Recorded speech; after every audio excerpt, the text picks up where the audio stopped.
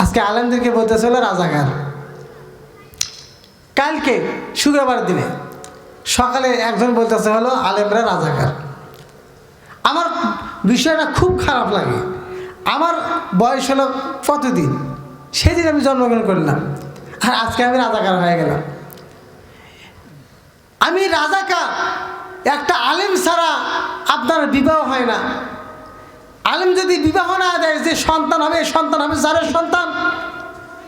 আলেম যখন নামাজ পড়াইতেছে, আলেমের আগে যদি আপনি রুকুতে যান, আপনার নামাজ হবে না। আপনি কেন সে আলেমকে গালি দেন? কেন? যে আলেমকে গালি দেয় সে কি মুসলমানের কাতারে পড়ে?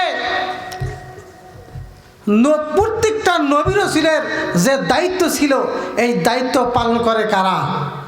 আলেমরা পালন করে। একটা বাচ্চা যখন পৃথিবীতে জন্মগ্রহণ করে, তখন সর্বপ্রথম তার কানে আজান দিয়েছিল আলেমরা।